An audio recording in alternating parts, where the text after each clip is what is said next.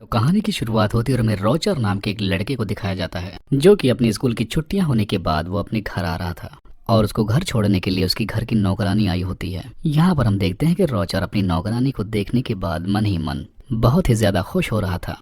अब हम देखते हैं कि वो घर पहुंच जाने के बाद अपनी मॉम से मिलता है, लेकिन उसकी मॉम की नजर उसके गीले पैंट पर पड़ जाती है। दरअसल यहाँ पर हम जान पाते हैं कि रॉजर ने अपने नौकरानी को देखते हुए अपनी पैंट को गीला कर लिया था, जिसको उसकी मॉम देख लेती हैं। अब अपने घर के अंदर जब वो आता है तब वहाँ पर वो अपनी सिस्टर से भी मिलता है, जिसके बाद उसकी सिस्टर उसे अपना घर और जंगल घुमाने के लिए लेकर जाने लगती है। अब जब वो जंगल में जाता है तभी उसकी वही नौकरानी उसे फिर से मिल जाती है।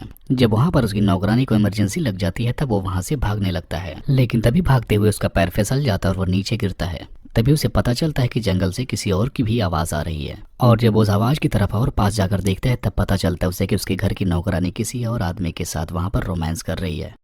और ऐसा देखकर रॉजर फौरन अपने घर पर आ जाता है। अब जब वो अपने घर के कमरे में होता है तभी उसे फिर से आवाज सुनाई देने लगती है। अब जब वो अपने दरवाजे से बाहर देखता है तभी उसकी नौकरानी उसे दिखाई देती है, जो कि अपने रूम से आधी ही बाहर निकली होती है और वहाँ भी कोई उसके साथ इंटीमेट हो रहा होता है। अब जब ये अपनी बहन के साथ सोने लगता है तब उसकी बहन उसे बताती है कि हमारे घर में जो आंटी रहती है वो अभी तक वर्जिन है।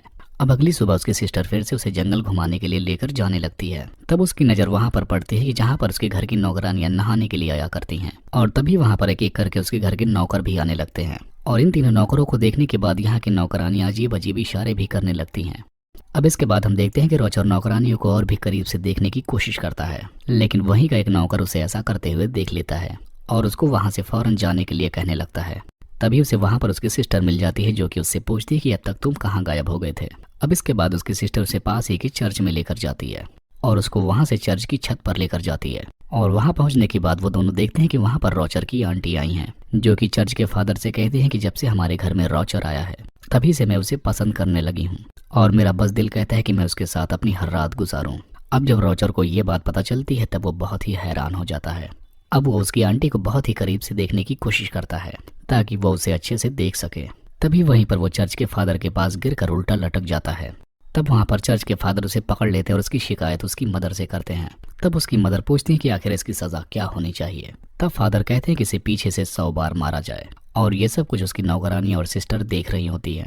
अब इतना सब कुछ होने के बाद हम देखते हैं कि रॉजर अपनी सिस्टर के साथ फिर से सोने के लिए आ जाता है, लेकिन तभी वो बाहर देखते हैं कि उसकी एक नौकरानी फिर से किसी के साथ इंटीमेट हो रही होती है।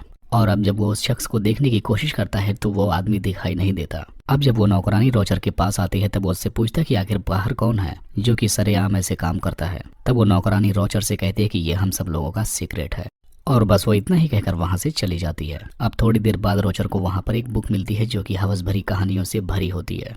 तब रॉजर उस कहानी को छिपकर पढ़ रहा होता है। तभी वहां पर उसकी एक नौकरानी भी आ जाती है, जो कि मुर्गियों को दाना डालने के लिए आई होती है, लेकिन उसी वक्त वहां पर एक नौकर आकर उसे अंदर से लॉक कर देता है और उस नौकरानी के पीछे से जाकर उसके साथ इंटीमेट होने लगता है। अब अगले दिन हम देखते हैं कि रॉजर एक नौकरानी को अपने कमरे में बुलवाता है और उसे वहां पर टच करने की कोशिश करता है, लेकिन तभी वहां पर दूसरी नौकरानी भी आने लगती है, जिसे देखने के बाद रॉजर वहां से भाग निकलता है। अब यहाँ पर भी रॉजर को कुछ नहीं मिलता, जिसके बाद वो घर जाता है। तभी उसे रास्ते में एक नौकरानी मिलती है जिस पर पीछे से वो हमला कर देता है। अब वो नौकरानी पहले तो उसे मना करती है, लेकिन फिर बाद में वो भी मान जाती है। अब अगले दिन घर के सारे मर्द किसी काम से बाहर चले जाते हैं, तब इसका फायदा रॉजर उठाता है। तब वो कमरे में जाकर एक नौकरानी के साथ इंटीमेट होता है। अब रात हो जाने के बाद रॉजर अपनी आंटी का इंतजार कर रहा होता है। अब काफी रात गुजरने के बाद उसकी आंटी आ भी जाती हैं और यहाँ पर ये दोनों बहुत सारी बातें करने लगते हैं। फिर वो उससे कहता है कि तुम अभी तक वर्जिन हो और इसमें मैं तुम्हारी मदद कर सकता हूँ। लेकिन यहाँ पर पहले तो उसकी आंटी रॉजर को मना करती हैं, लेकिन उसके फोर्स करने के बाद वो मान जाती हैं, जिसके बाद आज रात ये दोनों यहीं पर इंटीमेट होने लगते हैं। अब कुछ देर बाद वहाँ पर हेलेन नाम की नौकरानी आती है। तभी रॉजर उसे पकड़ लेता है और यहाँ पर उसके साथ भी इंटीमेट हो जाता है। अब अगले दिन हम देखते हैं कि रॉजर अपनी हवस में टाने के लिए अस्तबल में जाता है, जहाँ पर रॉजर एलिसा को सेड्यूस करने लगता है और यहाँ पर वो इसके साथ भी फिजिकल रिलेशन बना लेता है। अब यहाँ पर हमें पता चलता है कि रॉजर ने अपने घर की किसी भी लेडी को नहीं छोड़ा है।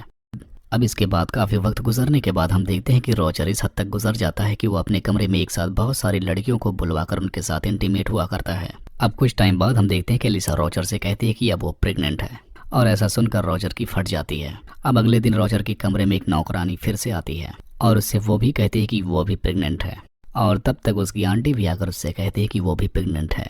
तब यहाँ पर हमें पता चलता है कि रॉजर जिस किसी के साथ भी इंटीमेट होता है उसे प्रेग्नेंट करके ही छोड़ता है। अब इसके बाद यहाँ पर रॉजर की स्कूल की छुट्टियां खत्म हो जाती हैं और अब वो अपने स्कूल वापस जाने के लिए रेडी हो रहा होता है। तभी वहाँ उसके पास एक और लड़की आती है जो कि उससे कहती है कि वो भी प्रेग्नेंट है और ये बेबी तुम्हारा है। और ऐसा सुनने के बाद रोजर और भी ज़्यादा शॉक्ड हो जाता है और आखिरकार रोजर सारी लड़कियों को ऐसे ही छोड़कर अपने स्कूल वापस चला जाता है। और इसी को दिखाते हुए इस कहानी का यहीं पर एंड हो जाता है।